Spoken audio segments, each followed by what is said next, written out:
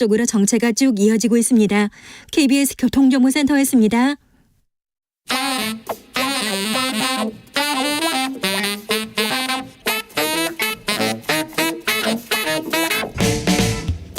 세계는 넓고 이슈는 많다. 우리의 시야를 국제적으로 넓혀보겠습니다. 국내 뉴스, 국제 이슈 다 덤벼라. 지금은 글로벌 시대. 국제적 토크의 세계로 들어가 봅니다. 세계적인 평론 스케일 임상훈 인문결 연구소장, 어서 오세요. 안녕하십니까. 아니 소장님, 그런데 미국 하원 의장은 어떤 일이 지금 벌어지고 있습니까? 이분 올라갈 때도 어렵더니 바로 해임됐다고요? 예, 올 1월 달에 아주 어렵게, 네. 아마 미국 의회 역사상 가장 어렵게 그 하원 의장이 당선이 됐는데, 네. 미국 의회 역사상 처음으로 해임이 됐습니다. 네. 그러니까 이제 처음에 이 일이 벌어진 것은 소위 우리가 셧다운이라고 하잖아요. 그러니까 연방 정부의 예산을 의회가 이제 그 승인을 잘 해주지 않아서 이제 이런 일이 일어나는 것이 주로 이 행정부하고 의회 권력하고 이제 서로 다른 당이 나눠 가질 때 이러지 않습니까? 네. 이번 같은 경우도 그러니까는 하원을 지금 공화당이 다수당으로 장악을 하고 있기 때문에 다음 연도 다음 회기의 그 예산안을 행정부가 이제 바이든 행정부가 올린 것을 하원이 이제 인정을 해주지 않았습니다. 네. 그러니까 무엇이 걸렸었냐면은, 그러니까는 그 바이든 행정부에서는 우크라이나의 전쟁 지원에 대한 자금이 더 필요하다라는 것을 했는데, 공화당에서는 우리 잘 알려진 것처럼 우크라이나에 더 이상 이만큼의 지원은 안 된다. 네. 이런 입장 아닙니까? 그러니까 그 예산을 지원할 수 없다. 대신에 지금 미국과 멕시코 사이에서의 그 경계선으로 하루에 뭐 많게는 2,000명씩 넘어온다고 하거든요. 네. 이 불법적으로 넘어오는 이 이민자들을 막아야 된다. 그 비용으로 써야 된다. 공화당에서는 그걸 주장을 해요. 네. 그러니까 민주당에서는 그거는 말이 안 된다. 이렇게 서로 맞서고 있는 상황이었죠. 그리고 이제 다른 예산안에서도 이제 불일치가 있었는데, 그런 상황에서 이제 메커시 하원 의장이 공화당 소속 아닙니까? 중재안을 낸 것이, 그렇다면은 일단 45일 동안 이 임시 예산을 편성을 하는데, 그 기간 동안에 우크라이나에 지원하겠다는 그 비용 그럼 빼자, 하지 말자. 대신에 공화당에서 주장하는 그 이민자를 막는 그 예산 그것도 빼자. 양쪽을 다 빼자. 네. 그렇게 해서 민주당하고 이제 합의가 된 거죠. 중재안을 낸 건데요. 예, 그렇죠. 그래가지고 통과가 됐는데, 그래서 결국 이제 셧다운을 불과 한 3시간 남기고 네. 막았죠. 그런데 여기에 대해서 공화당 내부에서 이제 반란이 일어난 겁니다. 예. 그러니까는 그 기억하시겠습니다만 올 초에 1월 초에도 네. 그때 그 메커시 의장이 당선이 될 당시에도 네. 공화당 내부 강경파 한 20여 명이 계속 반대죠. 예. 그러니까 이 프리덤 코커스라고 하고 있는 내부에 있는 이 조그마한 그 소모임인데 아주 강경파입니다. 그러니까 친트럼프죠. 친트럼프. 네. 친트럼프고, 흔히 우리가 이제 미국 이야기를 할 때 뭐 그 네오콘 하는데, 사실은 네오콘이 이제 과거 이제 그 레이건 정부 이후, 그다음에 특히 이제 부시 정부 들어서는 그 순간까지 이제 미국의 주 어떤 보수 세력으로 장악한 그거를 네오콘이라고 하지 않습니까? 근데 트럼프 대통령이 들어선 이후로 더 과거에, 그러니까 그 네오콘이 아니라 그 옛날 그래서 팔레오콘이라고 흔히 부르는 이 세력들이 다시 이제 서서히 이제 침투를 하기 시작한 것이죠. 바로 그러니까 어떻게 보면 초강경파라고도 할 수가 있는데, 이 사람들이 바로 그 성향입니다. 그러니까는 그때까지만 해도 아직까지는 그래도 좀 세력으로 가지고 있는 공화당의 주류라고 할 수 있는 이 네오콘에 반대를 하고 있는 그런 세력이거든요. 네. 그러니까는 이게 정치가 어느 한쪽으로 이제 확 기울을 때는 소수 강경파가 목소리를 못 내지 않습니까? 네. 근데 현재의 미국 경우처럼, 그리고 전 세계 많은 경우처럼 민주당, 공화당, 미국의 경우 둘이 아주 비등비등한 그 수준으로 경쟁을 할 때 결국 극단적인 그 소수의 목소리가 결정적으로 이 모든 걸 끌고 간다는, 이게 의회 올 초에 의장이 선거를 통해서 뽑힐 당시에도 그러겠고, 이번에 해임 당하는 그 순간에서도 마찬가지로 해임안을 제출을 했거든요. 네. 근데 이 해임안을 제출한 것이 좀, 이것도 참 아이러니한 것이, 메커시 의장이 그 1월 달에 당선이 될 때도 극단적인 세력하고 네. 합의를 한 것이 그 해임안을 한 명만 그러면은 제출을 해도 회의를 통해서 표결을 할 수 있다라는 걸 받아들여라 했거든요. 결국 이거 받아들였어요. 그러니까 이번에도 그 게이츠 의원 공화당의 그 프리덤 코커스 소속의 게이츠 의원이 한 명이 이거를 해임 결의안을 냈는데 이게 이번에 이제 그 결국은 통과가 된 거죠. 네. 공화당의 8명의 강경파 목리에 지금 미국 정부가 지금 내분에 휩싸였습니다. 공화당 내분의 의회가 마비 상태라고 이렇게 봐야죠. 그렇죠. 사실상 그렇기 때문에 아까도 말씀드린 것처럼 그 민주당과 공화당이 팽팽하게 맞서고 있는 이런 상황에서는 네. 결국 소수에 의해서 미국이 이리 갔다 저리 갔다 할 수 있다. 이런 걸 다시 한번 보여준 거죠. 알겠습니다. 메카시 하원 의장은 선출될 때 15번 투표를 해가지고 그렇죠. 겨우 그것도 됐는데 처음 있는 일이었고 네. 뭐 하여간 2번 이상 투표 간 일이 그게 미국 전체 역사에서 14번밖에 안 되거든요. 네. 15번 만에 선출이 됐는데 이번엔 미국 역사상 처음으로 해임까지 된 거죠. 김종대 전 의원 네. 이거 물어보고 싶었어요. 추석 연휴 때 내내 물어보고 싶었는데요. 예. 남북 대결이 있었습니다. 여자 축구 경기에서. 그런데 그렇습니다. 북한에서 우리를 괴뢰라고 이렇게 괴뢰 이렇게 지칭했더라고요. 이거 무슨 의미입니까? 이게 바로 현 남북 관계의 현실을 반영하는 거라고 봅니다. 그러니까요. 사실 북한이라고 불렀다고 또 기분 나빠한다는 거 아닙니까? 우리가 그 베트남 사람들 국내 많은데 월남이라고 부르면 되게 기분 나빠요. 네. 베트남이라고 불러달라는 것이죠. 네. 그런데 북한은 우리식 표현이고 월남도 마찬가지 아닙니까? 그런데 북한을 이렇게 북한 사람들 만나보면 북한이라고 하면 기분을 별로 안 좋아해서 우리 북측 이렇게 얘기하면 그렇게 또 얘기해요. 이북이라고도 하죠. 네. 차라리 그건 나아요. 네. 그래서 이 북한이라는데 이제 반발을 했다는 건데 네. 사실은 이게 그 축구 경기에서 이런 게 이제 방송으로까지 중계 방송에까지 괴뢰라는 표현이 괴뢰 이렇게 적었더라고요. 괴뢰 이렇게. 이렇게 된 것이 최근에 북한이 러시아하고 밀착되면서 기가 살았어요. 네. 상당히 기가 살았다고 봐야 됩니다. 그래서 연휴 기간 중에 그 핵무력을 헌법에 명시하고 예. 연일 공세적으로 나오는 거는 저는 어떻게 보면은 이제 올 연말쯤에 어떤 북한의 대규모 어떤 공세적 전략 행동 이런 것들 좀 예상해 볼 수 있을 것 같아요. 아마도 정찰위성 발사가 그 분기점이 되지 않을까. 그래서 판을 한번 흔들어댈 수 있는 이런 위험 관리가 지금부터 시작돼야 될 것 같습니다. 네. 국군의 날 행진 이후에 북한이 좀 달라진 모습이 있습니까? 아무래도 국군의 날 행진 때 그 네. 오랜만에 이제 10년 만에 했고 압도적 대응을 얘기하면서 대통령이 국군의 날 기념사에서 네. 북한이 핵을 사용하면 정권이 종식될 것. 네. 이렇게 하고 또 국방부가 정권이 종말을 맞이할 것 하면서 굉장히 그 북한의 어떤 정신적 신경줄을 집중해서 타격하고 있어요. 네. 그러다 보니까 북에서는 이제 핵무력을 갖다 헌법에 명시하고 이제 다종화된 어떤 핵 개발, 그다음에 실전 배치를 압박하는 이 부분이 제가 보기엔 여태까지 나온 것 중에서 가장 세요.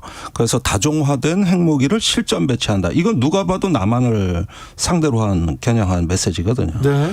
그런 점에서는 올해 그 추석 연휴가 전혀 사실은 국제 정세가 평화롭지 않았다. 특히 한반도 정세가 매우 긴장이 높았다고 볼 수 있겠습니다. 14 공동선언 16년째인가요? 지금 2007년에 네. 14 선언이 있었죠. 그런데 10월 4일 2023년 10월 4일 남과 북은 대화라는 얘기도 꺼내지 못하고 있습니다. 네, 전혀 없습니다. 네. 아시안 게임에서 남북 대결 이렇게 있는데 우리가 또 항상 응원하잖아요. 안쓰러운 마음도 있고 북한이 또 다른 나라하고 이렇게 할 때는 항상 응원하는데 그 응원하는 모습도 이렇게 조심해야 되나 막 그런 생각도. 그럼요. 하고. 아시안 게임이나 올림픽에서 남과북 그렇게 사이 나쁘지 않았어요. 지난 아시안 게임에서 공동 입장했어요. 네, 손잡고 공동 입장했고 단일팀 만들게 또 어느 됐어요. 정도 대화도 이루어져. 그런데 올해 살벌하네요. 네, 그러네요. 이제 국제사회에서 하나가 됐다가 갈라지고 또 갈라졌다 통일되고 뭐 이런 예가 좀 종종 있지 않습니까? 네. 그런데 보면은 이제 그 현재의 남과 북처럼 이렇게 갈라진 다음에 그 으르렁거리면서 싸우는 그런 나라가 좀 거의 없어요. 있고 또 이제 그렇지 않은 않은 경우들이 이제 있는데 뭐 예를 들어서 이제 그 체코슬로바키아가 이제 과거에 한 나라였다가 갈라지지 않았습니까? 근데 그 두 나라는 좀 전에 김종대 의원님 말씀하신 건 국제사회에서 뭐 스포츠 경기를 한다든가 뭐 체코가 시합을 한다 그러면 슬로바키아는 거기 응원해요. 네. 슬로바키아가 시합하면 체코는 응원하고. 아니 기왕 갈라질 거면 이렇게 하는 게 아유 참. 독일 통일은 33년을 맞았는데 좀 그 얘기 들으니까 또 너무 좀 마음이 안 좋다. 뭐 응원 축하할 일이고 우리가 세계 평화에 기여했다 이렇게 박수 쳐줄 만한 일인데 우리는 뭔가 이런 생각합니다. 네. 괴뢰가 무슨 뜻인가요? 4125님께서 이렇게 얘기하는데 젊은 분들은 잘 모르실 수도 있겠네요. 괴뢰란 말 요즘에 안 쓰는군요. 허수아비 그리고 꼭두각시 이런 거 있잖아요. 그렇습니다. 네.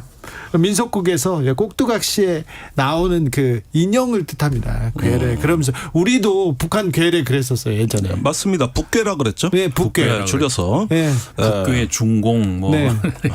그러니까 지금 나오는 표현들이 거의 냉전형 네, 언어들 맞아요. 아닙니까? 네, 그렇죠. 엄청난 80년대. 퇴행이죠. 네. 아무튼 남이 부추기는 대로 따라 움직이는 사람들을 비유적으로 일컫는 말인데 북한 괴뢰는 우리는 소련이나 중국의 앞에서 꼭두각시다 이렇게 낮춰 부르는 그러니까 얘기였잖아요. 북한은 남한이 미제의 꼭두각시다. 네. 그다음에 우리는 북한이 합법적인 정부가 아니라 네. 일종의 어떤 반국가 단체다. 국가로 네. 인정도 안 했잖아요. 그러니까 서로 괴뢰라고 부르는 거죠. 그렇죠. 네. 그러다가 그게 냉전 시대였어요. 네. 전두환 정부 이후에 이 괴뢰라는 말이 사라졌다 이렇게 거의 사라졌는데 2023년에 남북관계가 얼마나 경색됐으면 우리가 괴뢰라는 말을 진짜 다시 오랜만에 듣는 용어입니다. 그러니까 과거에는 그 보수 정부, 진보 정부 이런 게 그 북한 문제에 있어서는 거의 없었단 말이에요. 네. 사실상 이 보수 정부가 그 북한과의 관계에 있어서 좀 더 이게 통일 지향적으로 먼 훗날일지라도 그런 쪽으로 이제 관리를 해왔지. 이렇게 파탄을 내는 그 보수 정부는 과거에 없었었죠. 그러게요. 네, 좀 안타깝습니다. 그 말 듣고 좀 슬펐어요. 여러분도 비슷한 생각을 하셨겠지만, 네. 우크라이나 전쟁은 어떻게 흘러갑니까? 지금 저는 이거 굉장히 지금 어떤 분기점에 와 있다고 봅니다. 네. 지금 이번에 아까 미 하원 의장 회의만에 가장 큰 희생자는 우크라이나예요. 왜? 예, 지금 우크라이나 지원 예산을 편성해서 집행할 수가 없어요, 미국이. 240억 달러 정도 지금 긴급히 지원을 해야 되는데 네. 최대 할 수 있는 게 지금 3억 달러로 예상이 되고요. 거기에다가 예산이 본 예산이 집행이 안 되면 이거 예산에 집행이 어렵습니다. 네. 지금 임시 예산에서는 지원이 안 돼요. 거기에다가 우크라이나 전황을 보면은 이게 미국을 비롯한 서방과 우크라이나의 전략의 균열이 보입니다. 그러니까 여름부터 우크라이나 대반격은 도네스크, 루안스크의 소규모 영토 회복 여기에 집중됐는데 이러다 보니까 그냥 전략을 소비만 하지 큰 전과가 없어요. 네. 그런데 미국은 전략을 집중해서 네. 크림반도와 러시아를 잇는 헤르손을 갖다 집중 타격을 해가지고 전략적으로 러시아를 압박하는 이런 전쟁을 원했는데 영토 실지 회복에 집착한 나머지 여러 군데서 산발적 전투를 했단 말이에요. 그렇게 되니까 성과가 나올 게 없고 그다음에 파상 공세는 연대급 대규모 부대가 동원돼야 되는데 주로 대대급 전투를 했거든요. 그러니까 국지전밖에 안 되는 거예요. 네. 이렇게 하면 계속 소모가 되고 희생자가 엄청 발생하는 거예요. 그러다 보니까 탄약이 없다고 하고. 국제사회에서의 지원도 네. 지금 우크라이나 입장에서는 상당히 지금 발등에 불이 떨어졌거든요. 지금 좀 전에 의원님 말씀하신 것처럼 미국 의회에서 지금 당장 이렇게 지원 하원 못한다잖아요. 의장이 이렇게 해임된 상황에서 예. 거기에 정신 쓸 수가 없어요. 결국은 그리고 해임된 결정적인 이유 중에 하나가 네. 바로 그 우크라이나 지원 문제 때문에였거든요. 그렇기 때문에 앞으로 쉽게 민주당 정부라 하더라도 지원 이야기가 쉽게 나오지 않을 겁니다. 당장 거기에다가 슬로바키아하고 폴란드가 우크라이나 지원을 중단한다고 벌써 이렇게 공언을 하고 있으니 제가 보기에는 이 자유주의 세력의 대러시아 연대가 지금 이게 지속 가능하냐 아주 중대한 질문을 지금 받아야 될 상황입니다. 결정적으로 그렇기 때문에 그러니까 처음에 전쟁이 날 때도 그러니까 우리가 이제 항상 이런 이야기를 하면은 자꾸 한쪽으로 몰아가는데 러시아가 침공을 했고 예. 러시아가 침공을 한 것에 대해서 국제사회에서 규탄을 해야 되는 건 맞습니다. 규탄합니다. 비난합니다. 그거 말고 네. 그런데 전쟁을 왜 막지 못했느냐 하는 차원에서 미국이 지난해 2월 이전부터 많이 경고를 내렸단 말이에요. 예. 그런데 그리고 그 우크라이나의 전임 대통령들이 왜 나토에 가입하고 싶지 않았겠습니까? 그렇게 원하는 대통령들 친서방 대통령들 많이 있었어요. 네. 그런데 그 사람들이 못하는 것이 지금 러시아와의 그런 관계 속에서 진짜 살얼음 위를 걷고 있던 상황이었거든요. 진짜 외교가 그래서 필요하고 중요한 그렇죠. 그런 그래서 못했던 나라이죠. 거예요. 네. 그런데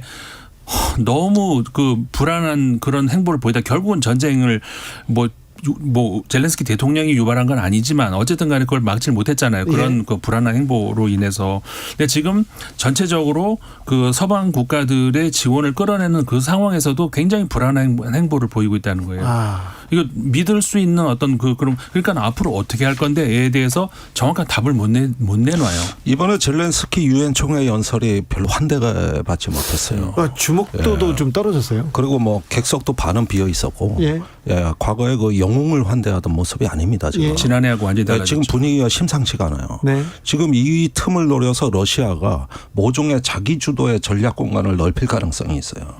거기에다가 서방의 분열을 노리고 들어오는데 IMF 발표 나왔습니다. 예. 러시아 경제 성장하고 있어요. 올해 전망치 1.3% 성장, 내년 1.5% 성장. 우리나라보다 더 높을 더 수도 높아요. 있어요. 그런데 러시아 자체 발표는 2.8%예요. 네. 그러니까 서방의 경제 제재가 이게 성공 못했다는 얘기가 되는 거거든요. 그렇죠. 그리고 옆에서 러시아가 회복하고 있다는 얘기거든요. 옆에서 또 석유 팔고 또 천연가스 팔잖아요. 중국, 인도가 무역을 해준 겁니다. 그래가지고 그 뒷배를 타고 러시아 경제가 회복되고 있다는 얘기거든요. 그러면 이 전쟁에 지금까지 얘기했던 그 제재와 우리 자유주의 연대는 지금 어디로 가는 거냐? 매우 중대한 지금 갈림길이 이번 연휴였습니다. 알겠습니다. 김종대, 임상훈 두 분 감사합니다. 고맙습니다. 저는 내일 오후 5시 5분에 돌아오겠습니다. 지금까지 주진우였습니다. 사업장 폐기물